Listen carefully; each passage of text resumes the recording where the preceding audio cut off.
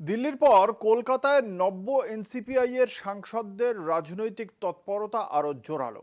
সদ্য তৃণমূল ছেড়ে বেরিয়ে আসা 20 জন সাংসদকে ঘিরে নতুন হিসেব নিকেশের ইঙ্গিত মিলেছে সাংসদ শতাব্দী রায়ের বাড়ির বৈঠকে। জোড়া ফুল প্রতীক নিয়ে আদালতে যাওয়ার সম্ভাবনা, আসন্ন পুরভোটের প্রস্তুতি এবং সংগঠনকে ছড়িয়ে দেওয়া, সব মিলিয়ে নতুন রাজনৈতিক লড়াইয়ের ছবিটা আরো স্পষ্ট হয়ে উঠছে।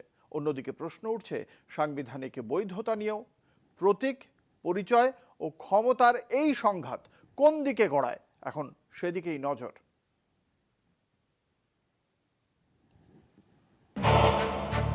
তৃণমূল থেকে বেরিয়ে আসা 20 জন সাংসদকে ঘিরে রাজনৈতিক সমীকরণের দ্বিতীয় পর্ব শুরু হয়েছে কলকাতায় সাংসদ শতাব্দী রায়ের বাড়িতে হওয়া বৈঠকে নতুন রাজনৈতিক শক্তি গড়ে তোলা নিয়ে আলোচনা হয়েছে।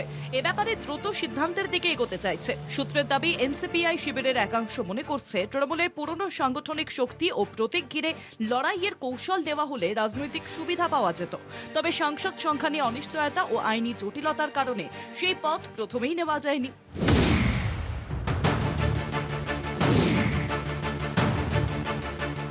বৈঠকে আলোচনার মূল কেন্দ্রবিন্দু এখন হয়ে উঠেছে তৃণমূলের জোড়া ফুল প্রতীক।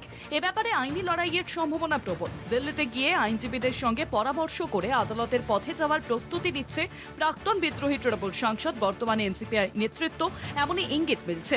রাজনৈতিক মহলের একাংশ মনে করছে এটি শুধুই প্রতীক নিয়ে বিরোধ নয়, বরং পশ্চিমবঙ্গের ক্ষমতার রাজনীতিতে নতুন চ্যালেঞ্জ তৈরির কৌশলগত পদক্ষেপ। তবে সংবিধান বিশেষজ্ঞদের একাংশ ইতিমধ্যেই প্রশ্ন তুলেছেন, এক দলের প্রতীকে নির্বাচিত হয়ে অন্য রাজনৈতিক কাঠামোয় যোগ দেওয়ার নৈতিক ও সাংবিধানিক ভিত্তি কতটা শক্তিশালী।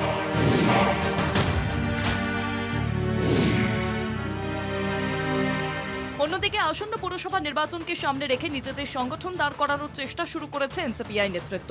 আসন বন্টন, প্রার্থী নির্বাচন এবং সাংগঠনিক বিস্তার নিয়ে দ্রুত সিদ্ধান্ত নিতে চাইছে এই দলের শীর্ষ নেতৃত্ব। সংসদে নতুন ঘর বরাদ্দ থেকে শুরু করে দক্ষিণ কলকাতায় দলীয় অফিস খোঁজা, সবই সংগঠনকে একটি পূর্ণাঙ্গ রাজনৈতিক শক্তি হিসেবে প্রতিষ্ঠার ইঙ্গিত দিচ্ছে। পাশাপাশি বিরোধী শিবিরের মন্তব্যের পাল্টা জবাব দিতে রাজনৈতিক ও আইনি দুই স্তরেই আলাদা টিম প্রস্তুত করা হচ্ছে। সব মিলিয়ে আগামী দিনে রাজ্য রাজনীতিকে আরো উত্তপ্ত হতে চলেছে। কনাদ দাশগুপ্তের রিপোর্ট, কলকাতা টিভি।